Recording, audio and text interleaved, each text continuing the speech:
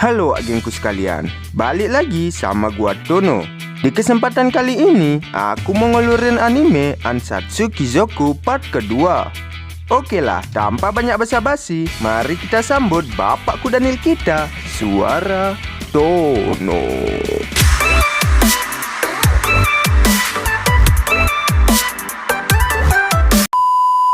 Cerita ini berlanjut saat si dia menyuruh Lauk untuk mengukur mana miliknya di batu var. Lalu Lauk mulai mengukur mananya. Saat itu juga dia memuji mana milik Lauk yang besar. Tapi ternyata Lauk memiliki 1000 kada Lauk sebagai tanda perpisahan juga. Lalu dia meminta Lauk untuk berjanji akan menemuinya lagi. Singkat cerita, di pagi harinya terlihat ayah, ibu dan Lauk berterima kasih kepada dia karena telah membimbing anaknya. Dia pun berkata bahwa Lauk jenius, jadi kebanyakan dia berlatih sendiri. Lalu dia pun mengucapkan salam perpisahan dan pergi meninggalkan mereka. Setelah kepergian dia, ayahnya mengajak Lauk pergi ke sel hukuman mati. Ayahnya menyuruh Lauk untuk melakukan pembunuhan pertamanya kepada penjahat wanita yang bernama Margaret. Kejahatannya adalah perampokan, pembunuhan, dan pembakaran. Tetapi si penjahat itu mengelak. Ia berkata bahwa ia tak sengaja melakukan itu semua. Ayahnya juga berkata kejahatannya masih banyak sehingga ia dijatuhi hukuman mati. Ayahnya pun langsung menyuruh Lauk untuk membunuh Margaret sesukanya. Dan Lauk pun memilih membunuhnya dengan cara perlahan. Dan pada akhirnya Margaret menunjukkan sifat aslinya. Sehingga membuat Lauk langsung membunuhnya saat itu juga.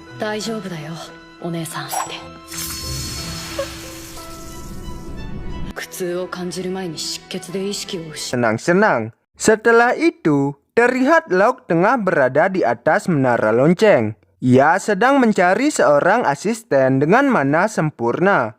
Tetapi ia belum bisa menemukan orang yang ia mau. Singkat cerita, saat musim dingin, terlihat Lauk akan pergi berburu. Ia juga tak lupa berpamitan dengan ibunya. Saat ia telah sampai di hutan, ia tak sengaja melihat anak perempuan yang sebaya dengannya dalam bahaya. Ia pun langsung menyelamatkan anak itu dari ancaman serigala yang lapar.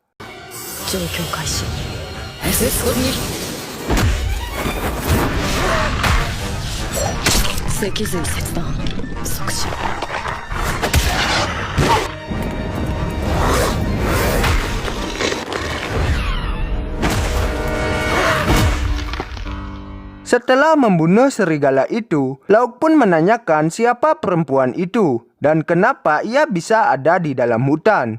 Perempuan itu pun menjawab, alasan ia berada di sini ingin pergi ke balik gunung karena desanya saat musim dingin sangatlah kekurangan makanan. Jadi dia pun diusir dan disarankan pergi ke wilayah bangsawan Tuatade. Dan anak ini bernama Tarte. Setelah mendengar itu, Lauk membuatkan ia bubur roti. Lauk juga berkata kalau ia adalah putra penguasa Tuatade. Tarte yang mendengar hal itu tentu sangat kaget. Ia mengatakan Tuhan itu nyata. Ia memberitahu di dalam mimpinya ia bertemu Tuhan. Tuhan itu mengatakan kalau ia ditakdirkan bertemu seseorang. Sontak, Lauk pun tahu bahwa Dewilah yang mengirimkan Tarte kepadanya untuk menjadi asistennya, agar ia berhasil membunuh pahlawan. Lalu, Lauk pun menawarkan Tarte untuk ikut dengannya, karena Lauk sangat membutuhkan Tarte. Tarte tentu sangat senang. Tapi sebelum itu, Lauk memberitahu rahasianya, bahwa ia pernah membunuh orang. Dan ia juga akan terus membunuh banyak orang karena itu adalah misi yang diberikan kepadanya. Tapi sebelum itu, Lauk memberikan syarat kepada Tarte. Kalau ia mau ikut dengannya, Tarte harus membantu Lauk dalam melakukan tugasnya. Tarte pun menerima tawaran Lauk. Singkat cerita, 2 tahun pun berlalu. Terlihat Lauk yang sudah berusia 12 tahun tengah tertidur. Lalu Tarte membangunkan Lauk. Ia juga mengucapkan selamat pagi. Terlihat Tarte sudah remaja setelah kejadian 2 tahun yang lalu. Tarte memberitahu Lauk bahwa sarapan sudah siap. Lauk pun langsung bersiap-siap, dan ia juga memuji kecantikan Tarte, yang membuat Tarte salah tingkah. Lalu saat sarapan, ibunya langsung memuji kemampuan memasak Tarte. Ia juga mengatakan rumah menjadi lebih ceria semenjak kedatangan Tarte. Lalu, Lauk meminta Tarte untuk datang ke ruang latihan setelah sarapan. Hai, Ryuga-sama. Singkat cerita, Tarte sudah ada di tempat latihan.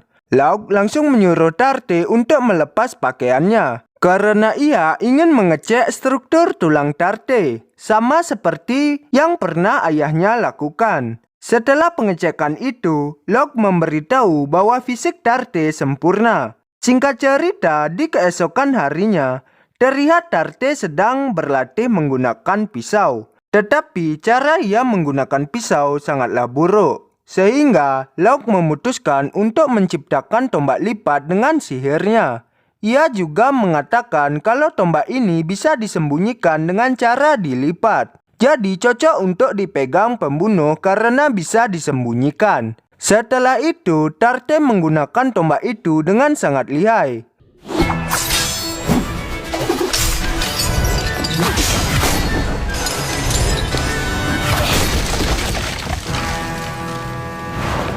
Singkat cerita, di pagi harinya, terlihat Tarte yang tidur di sebelah Lauk membangunkannya. Lalu, Lauk yang sudah bangun menanyai Tarte kenapa dia ada di sini.